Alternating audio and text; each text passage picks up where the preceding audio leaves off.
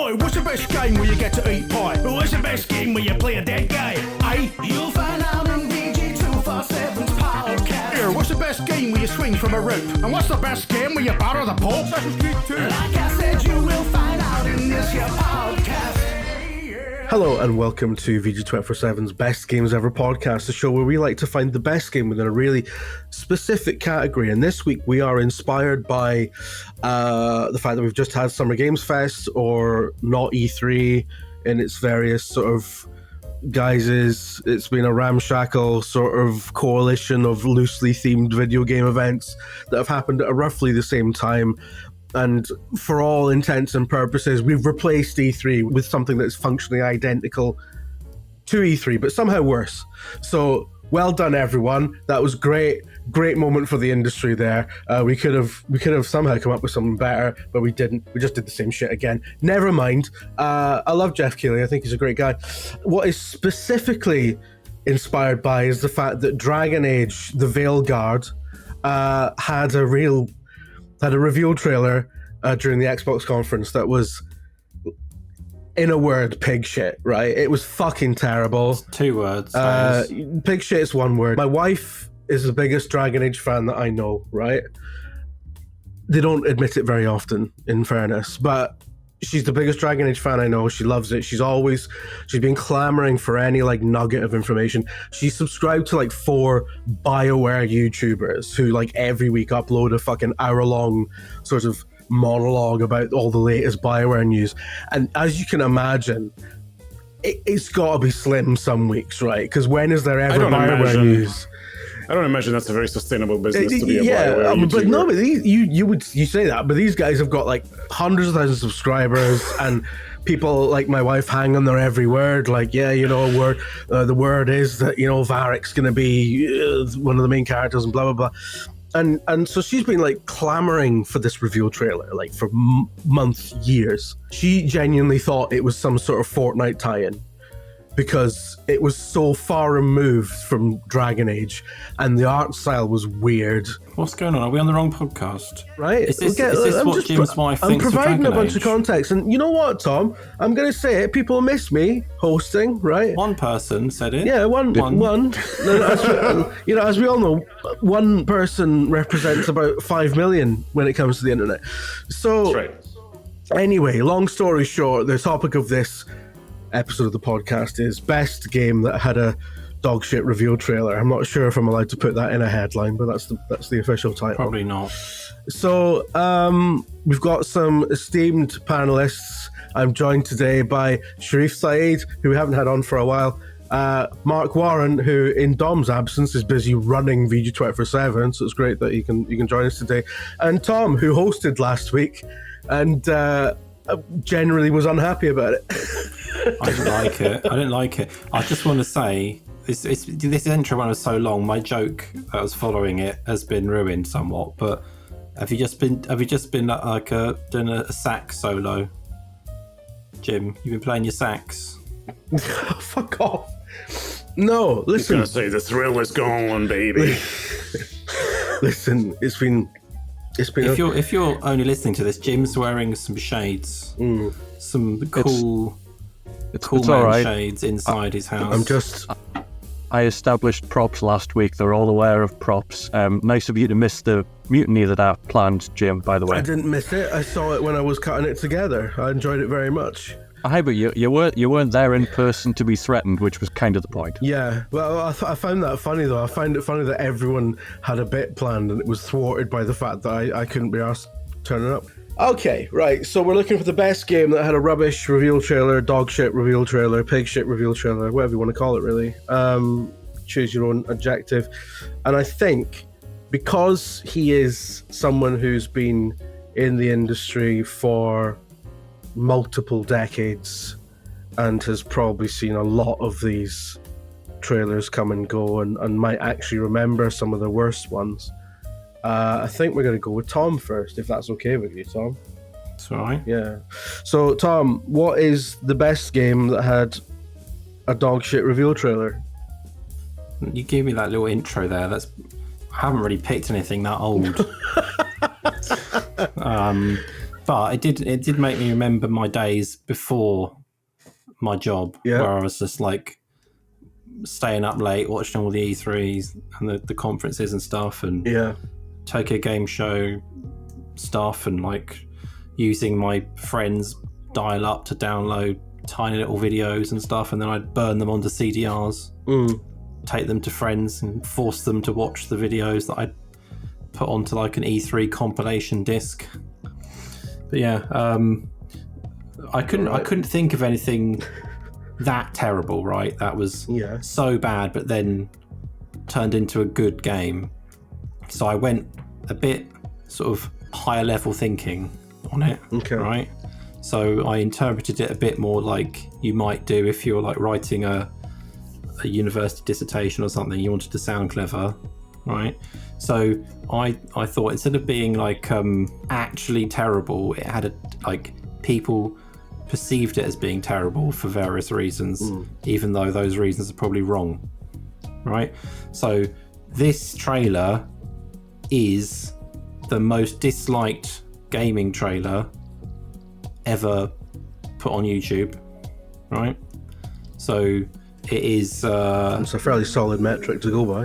It is like factually, and just like the data is there to say that people didn't like this trailer, so therefore probably a bad trailer, even though I've just said that's probably not true based on people being morons. But the game is Call of Duty Infinite Warfare. Oh, I knew that would be it. Okay. Right, so Infinity Ward made this game, and I think actually one of the better Call of Duties. I'd agree with that. I think Infinite Warfare is great. Certainly the campaign was much better than most campaigns in Call of Duty history. And I think when it released, people wanted one thing, right? They didn't want Call of Duty Future Space Battle, which is what it is. They wanted like Modern Warfare, whatever, because people are boring and they just like the same old stuff and wanted the same old stuff. And they looked at this where you're like future and like you like you like fly off into space in your future spaceship things, and then there's like space battles and zero gravity and stuff, and they're like, no, despite the fact this looks really cool, I hate it. I hate you. I hate everything about you and the people making it. You're awful. I refuse to play this game. And then I was looking at the comments on the YouTube video earlier, and they were like, I'm so sorry, Infinite Warfare, I was wrong. All these people posting years later posting just to say I was so wrong about this game, come back please. And it's funny because like there were lots of, like if you go back to the beginning, they're all like terrible, like this is why have they, because they released this and it came with I can't remember which, was it Modern Warfare remake, or they did a remake of something, right? Modern Warfare Remastered, wasn't it? Yeah. So it came with that, and all the comments, lots of them are like, "Oh, they've put space DLC in the remaster of Modern Warfare because people are so funny online, right?" Great so package. Saying stuff like that. But now the history's been rewritten, and everyone likes it. Even though back then they didn't. It's one of those things where like everyone claims that they were on board with it now. It's like, I thought it was great and everyone else was wrong. And it's like, fuck off, man. You were right there with the boycott. No, you probably won't surprise anyone to learn that I love Infinite Warfare. I think it's a great...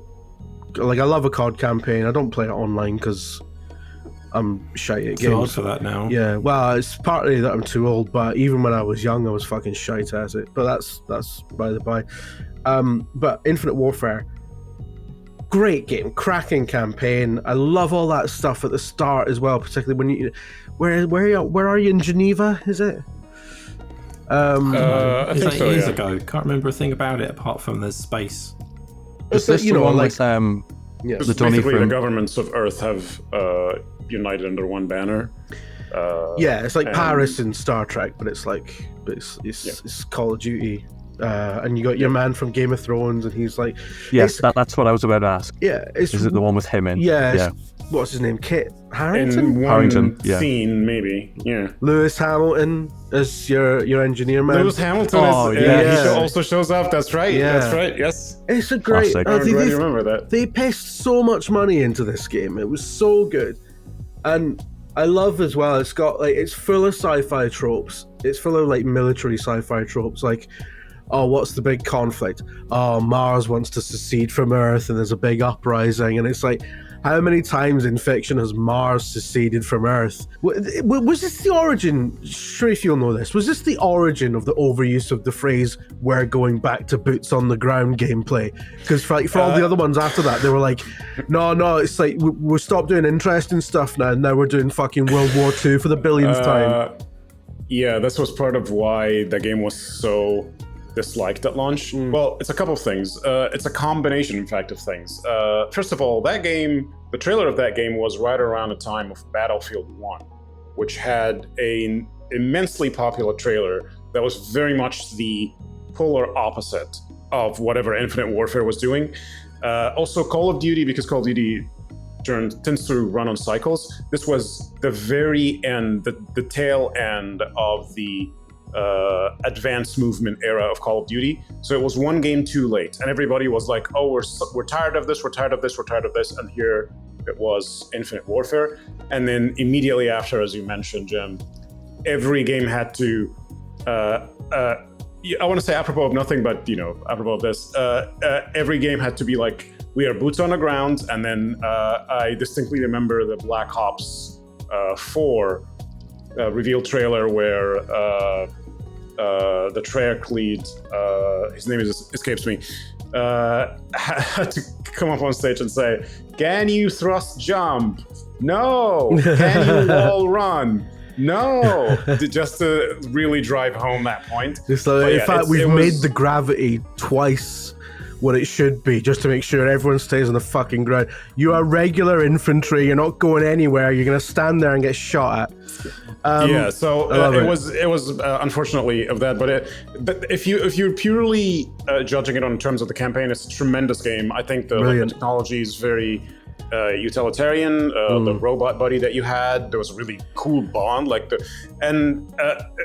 think if you look at it in the larger context of the Infinity War, the team that came from Naughty Dog and came from other sort of big California studios, ended up making the Modern Warfare reboot, ended up making Modern Warfare 2, and then they left. But yeah, like this is the team that basically would go on to become the premier team at Activision and would reinvent Call of Duty as we know it with the 2019 reboot. So it matters more than I feel like, or its context matter more than the game itself. Yeah. Sounds like I've won this. Yeah. I don't know if I'm being You're doing pretty well, Tom. I've got a couple of points I'm going to bring up later about how you might have fucked it, actually. But all right, let's move on from Call of Duty. And because I can tell Sharif's really fired up talking about Infinite Warfare, let's go to Sharif. What's your pick for the... I was looking into this trying to find what games... Because you can look up lists online of games where people were like, "Oh, this is terrible," and then it came out and it was fine. Yeah. But then I thought about the games that I personally and I remembered Guardians of the Galaxy was definitely I remember going on a VG 24/7 show and talking smack about Guardians of the Galaxy, and everybody said that. Ended up playing it, liked it, fine. Yeah. But the game that I was really, really disappointed to see and ended up loving was Marvel's Midnight Suns for a number of reasons. Actually, So they first of all, this comes from Firaxis, who are the makers of XCOM and Civilization. Don't really care about Civilization, love XCOM. And so everybody expected XCOM 3 maybe, something interesting, and then they were like, okay, Marvel's Midnight Suns. They showed a sort of cinematic trailer to announce the game was. It had a really questionable cover of Sandman, Metallica Sandman.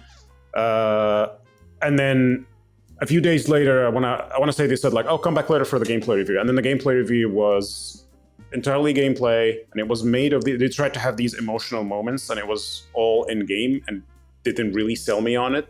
And then I think halfway through the trailer, they showed a deck of cards of 2 or 3 cards, and it was upgrade abilities, and I just noped out so hard. I was just it was the Seinfeld just hands in the air, just getting off the chair and leaving the theater.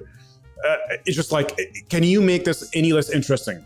like how do you start with this? And then they showed Iron Man teaming up with Wolverine and blah blah blah, and they all look like discount Wish.com versions of these. Like like Iron Man, like the helmet just wasn't quite right, and Wolverine looked like like Blade. I want to say is the only one that looked authentic, and then they said like, he just patently looked like Wesley Snipes but had sunglasses on, so they could they could get away with it.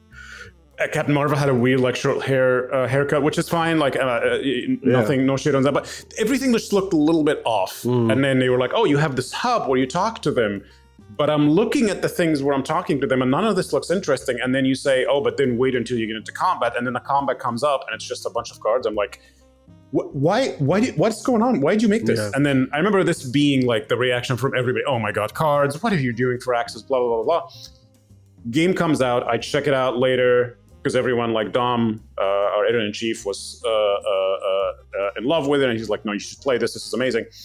And despite my apprehension to card games and just this being a mechanic, like if you hide it under the surface, I'm fine with it. But if you expose it and say like, "Oh, flipping cards and collecting decks and upgrade cards with other cards and all that stuff," I'm like, "No, thank you."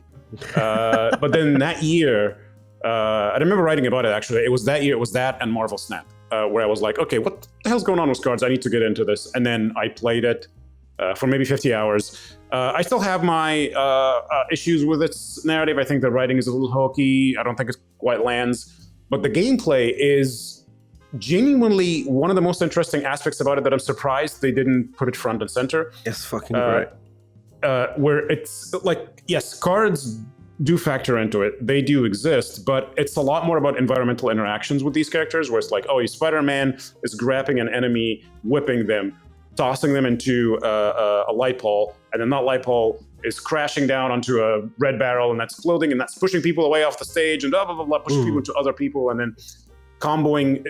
Like, the gameplay is genuinely one of the most interesting turn-based games ever, and it really lives up to the superhero fantasy.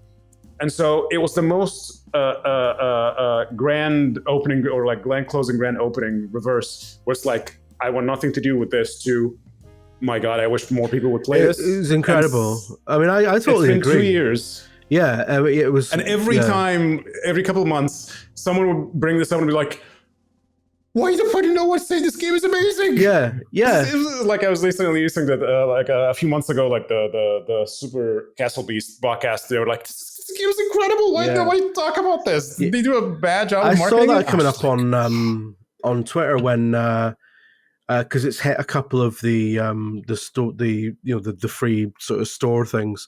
I think it's been on PSN and it's been on PS Plus and it's been on Epic. It's been the free game on Epic since it came out. And every time it comes up, it's like you get a flood of these things on Twitter, like people going, "Why didn't nobody say this game's actually good?" And it's like, I fucking said it. I said it in fucking November 2022 with a 4-star review on a fucking website. Yeah. I'm like, I tell you. No, but it's great. But I completely agree. I did not expect. I even say in the review, I did not expect to like that game because all the pre-release, all the pre-release stuff, it was like, well, I don't need to go over it because you've just done it, but it's just like all the pre-release stuff was just, I don't know who this is for, and this is not my kind of game, and I'm really. And then Dom was like, I want you to review it, and I was like, and I don't think I'd have actually bothered playing it unless I had to because I was reviewing it, and like. About like an hour into that game, I was like, "This is great," because the environmental stuff, and it was like the really fun thing for me was like figuring out how much you could do without using like your action points and stuff, because there's a load of stuff you can do on the field that doesn't eat into your actual abilities and stuff. So, if you're really smart and lucky, some rounds you can win without ever actually using any battle cards or whatever. So like there's that aspect as well. You feel like you've cheated it. Yeah, that's a really good pick. It feels really good. It feels really good to pull these off. To use one card and one ability or like one move point and then do damage 6 people and kill someone off just at the start of the game. It's like, well, this is incredible. Like I feel really powerful. Yeah. Yeah, it's a you pull stuff tremendous like game. that off, and it feels really good. The stuff when they're in the big fucking church in between missions and stuff, and there's loads of stuff there that you get to unlock, and it's a little bit Metroidvania-y. Yeah, great game. I think you're both media illiterate. I understood that fully. That was going to be in the game from the first trailer. How many thumbs down did that trailer have on YouTube? I love how Probably I can thumbs look. didn't exist back then. They probably didn't this exist is anymore. Tom saying to a man he's literally hired twice. Tom's responsible for my entire career. He's I like, can't see dislikes anymore, unfortunately. not very- Never mind. So I'm still winning.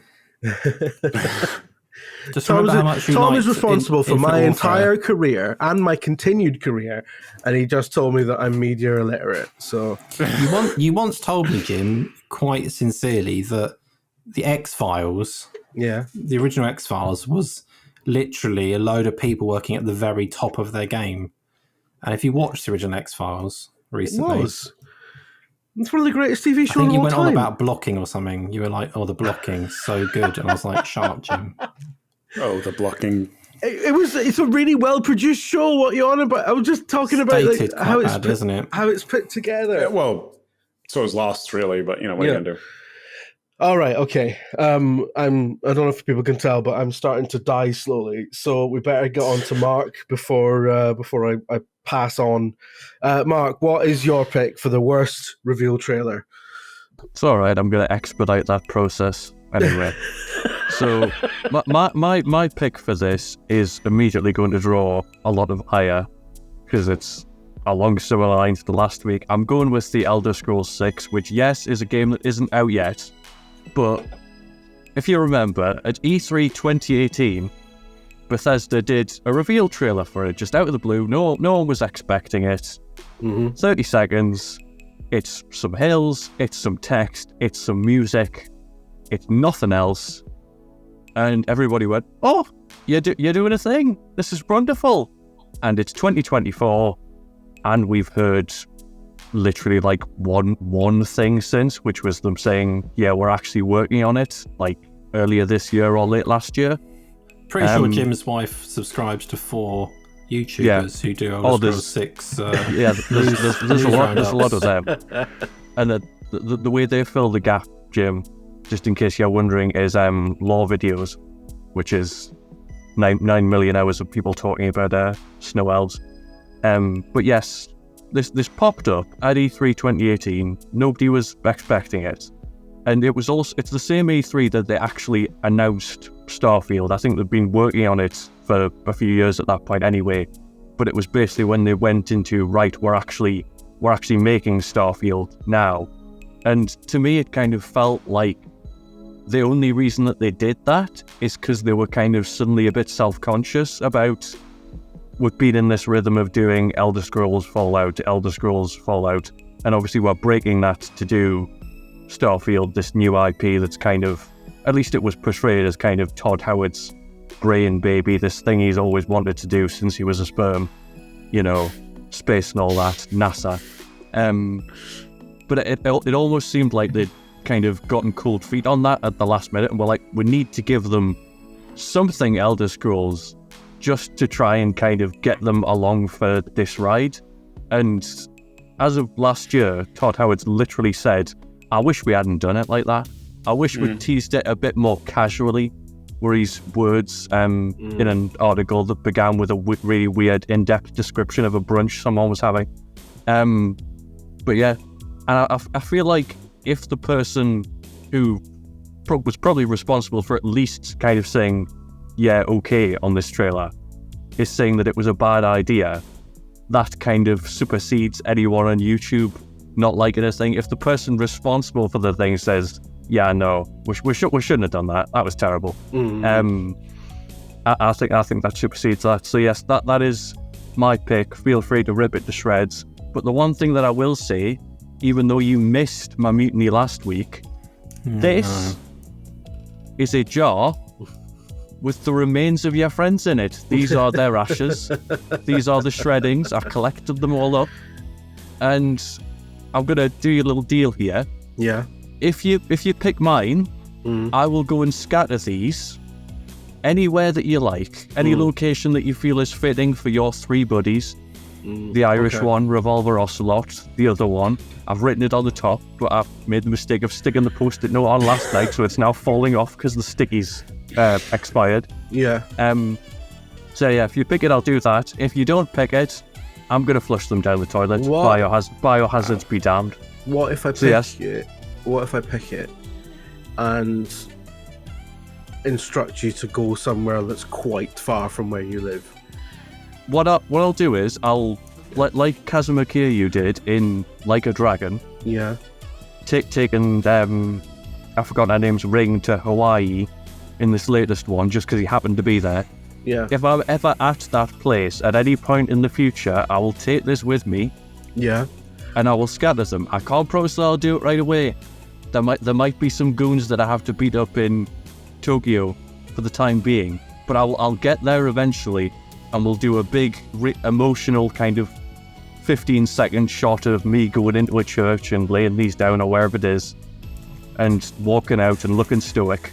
So yeah, that's the deal. Take it or leave it. The Elder Scrolls 6 because you regretted doing it. All right. No, it's not all right. I was just thinking while that was going on. Yeah. Incredible scene as it was. If we just snipped that whole bit out, just Mark and Jim, Mark there going on about paper shreddings, and Jim sat in his shades, and just put it out as a clip. What are people going to think of that? Sorry, context.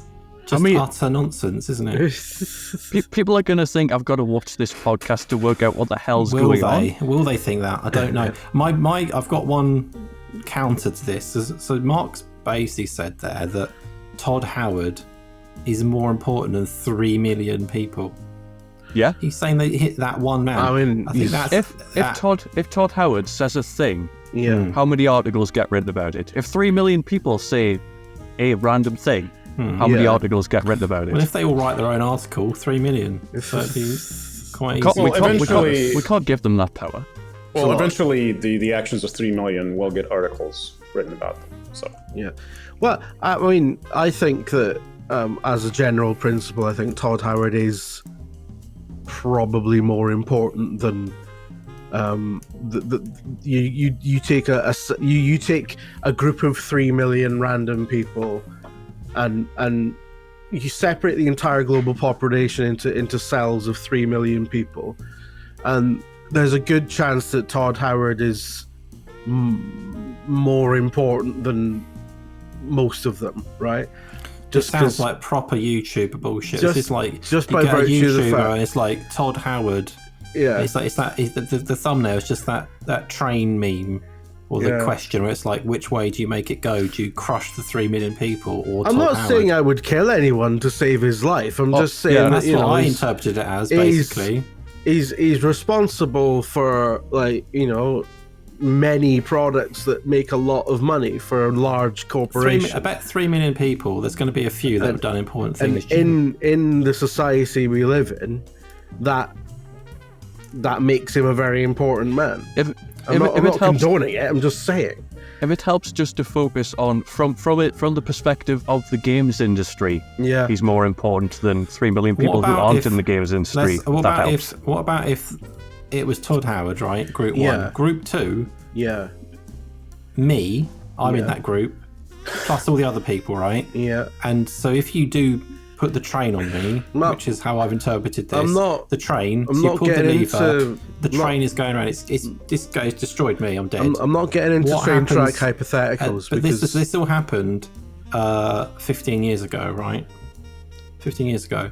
What happens to your career, Jim? I refuse to engage with this hypothetical even more than I'm very reluctantly engaging with Mark's "my friends are dead" hypothetical because it because you know, one of them literally texted me. It's taking a lot of cognitive dissonance to even engage with that as a thing that has stakes attached to it.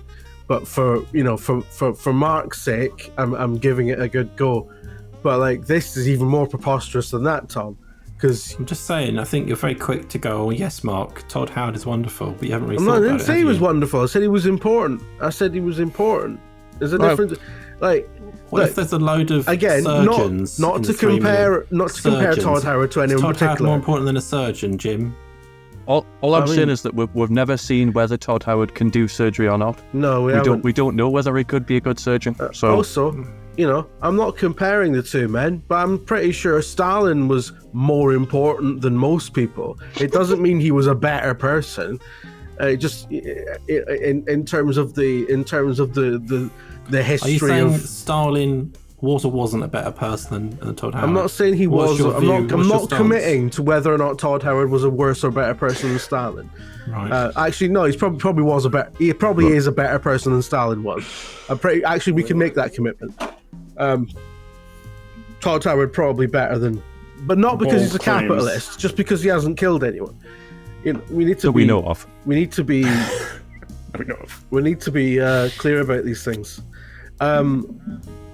I feel like I've really lost my train of thought now, so I'm gonna figure out who's won. Give me a minute. I tell you what, I thought. I think everyone's recall of crappy trailers is pretty good. Do you want me to make it easy for you? I think Sharif should win. You think so? What is this? Because what is this? While Tom just doesn't want Mark to win. If we're doing it from like the actual like broader big picture view, it's Infinite Warfare, right? But you're not thinking like that. You're thinking simple terms. Yeah. And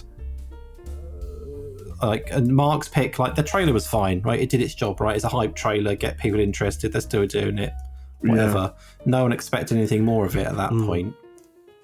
Whereas, why do you do a trailer if not to kind of get people to start expecting things? Because they want people to join the company as well, right? They're just like hyping up. It's like, we're doing this thing, come and work for us because we're brilliant, and people get interested. They probably had people probably decided they're going to play Elder Scrolls 5 off the back of that. Sales probably skyrocketed. I'm sure it made sense. True. Yeah. I mean, there are cheaper ways to go. Please play Skyrim. Had all those memes, right, as well, where the man singing over the mountain appeared in the videos and like shouting, doing a song, whatever it was. I can't remember who it was. But Midnight Suns, that trailer was like not. It didn't get people into the right frame of mind for that game was at all. No. So I'm going with Sharif. If you're going simple-minded thoughts, anyway. I want to just throw it out there straight away that as much as I enjoyed Mark's argument, we've got no idea if Elder Scrolls 6 is good or not, and I don't think therefore you can't say it's bad. I don't think that was a bad release. That was a bad announcement trailer at all. But he literally regrets doing it. Yeah, but he regrets it because of there's a wider context there. But if you look at the actual teaser itself, I mean, job done. People have been analyzing it for years, and I think it was, for a short teaser, it's incredible because it absolutely, in one short sequence in which there are no camera cuts and you literally just see some fucking scenery, it actually very much distills the essence of why people like Elder Scrolls, right? Because it's like, oh my god, is that a ruin? Can I go there? This is wow, holy shit, we're gonna get to go in there and you know, that's all you need for an Elder Scrolls. You don't need to sell Elder Scrolls in any other way. They could just make that the only trailer that ever gets released for Elder Scrolls 6, right? And it's just like, wow, look at all that. I get to walk around that and open chests and stuff in there, right?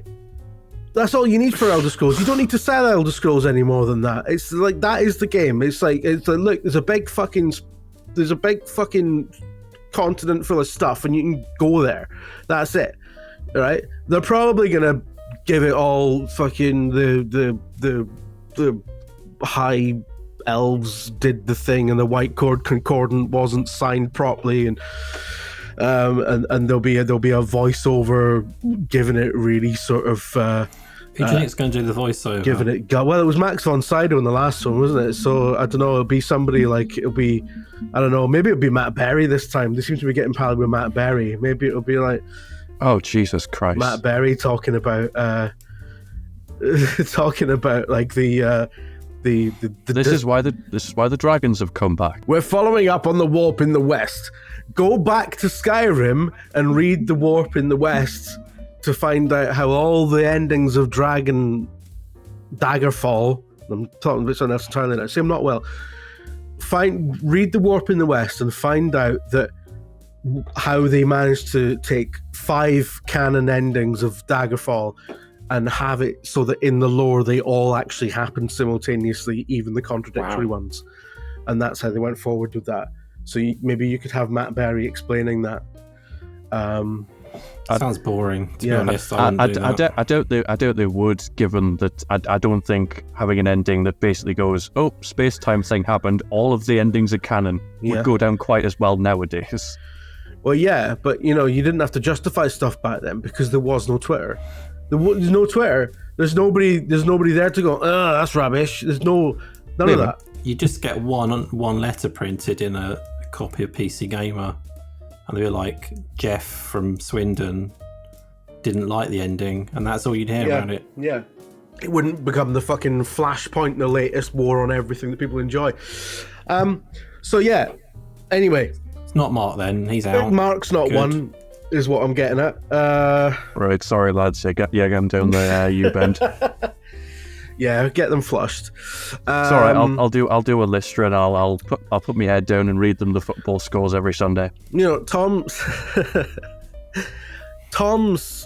fucked himself here because I was struggling a bit because I actually think Tom's pick is really good. I think Infinite Warfare is great, and I think Tom's got a point about how badly that initial reveal was perceived, how badly it went down.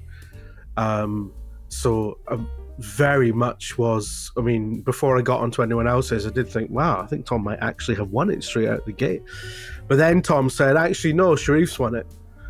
Yeah, but I did make it clear that was if you're not thinking in like bigger intellectual terms. That might be what's done you in. What swayed you? Sharif's always thinking in big intellectual terms. Yeah. That's his thing. Yeah, that's like Sharif's one gear. Like Sharif doesn't have another speed on the. He's a fixed gear person. So I think what I want to very sincerely let you know, Tom, is that it was a very close run thing, but Sharif has won it only on your recommendation. So if anything, you've only got yourself to blame. But you can also take that as some kind of a victory. I just didn't want Mark to win. Yeah. I don't know why. I just felt I'm just like it was such a bad choice. I've just been very angry if it had won. Yeah. I'm the new Connor, but without all the booby games, which is the interesting point. So I'm basically just an uninteresting old Connor. Connor, if he was here, would point out. He would point out that it's actually Donaldson that brings up the booby games, and Connor just gets the blame for it. Yeah. If Connor was here, he would have nominated something with a spreadsheet in it. So. So Sharif, you've won. Marvel Midnight Suns is the best game with a dog shit reveal trailer, revealed strategy, dog marketing. Just everything pre-release was a terrible misrepresentation. It came out in December, right? It came out like so late in the year, and everyone's like, done buying games now.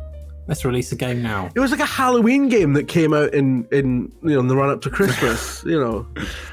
Well, it was, in fairness, it was delayed a bunch, so that was not the original intent. But I feel like they should have delayed it until the following Halloween.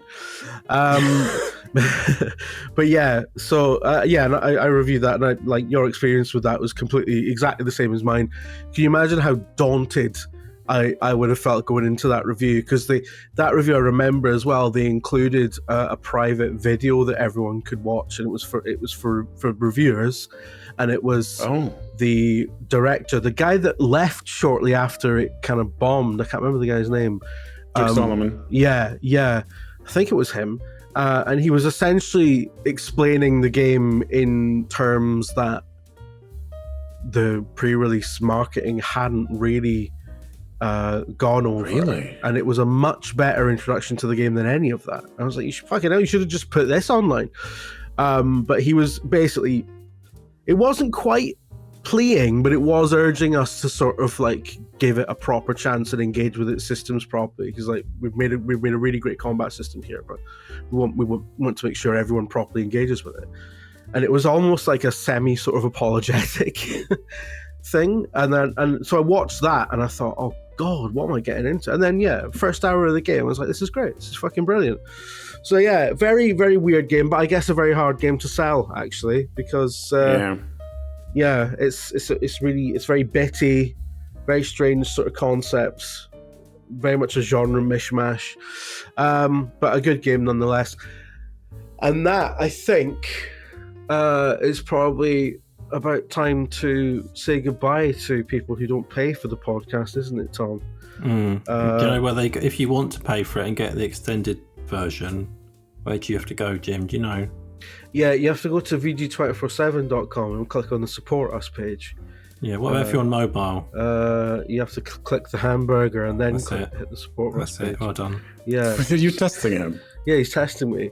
So, if you're interested in an extended version of this podcast that goes out with an extra 10 or 15 minutes every week, usually these are the extended bit is where I tell people what I would have picked and everyone has a go at me about it.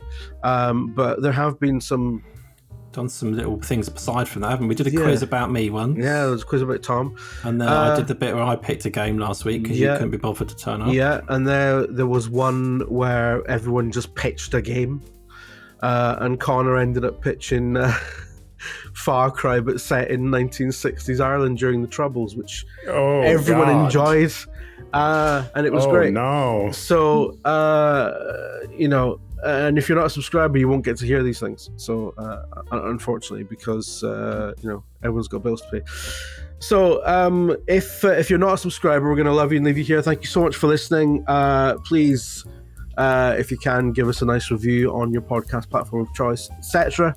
And if you want to become a paid subscriber for the extra version, do what Tom said and click on the support us page on vg247.com. Other benefits also come with that, and that's all detailed on the website. I'm not going to tell you because just don't want to.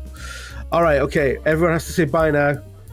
Bye. Bye. And that's the other thing, Tom won't say bye unless you're paying for it, so he just sits here in stoic silence until it ends. So blessings. If you want Tom to be more polite, slightly more polite to you, you have to cough up, I'm afraid. Now, if you are a subscriber, then this is what you are paying for.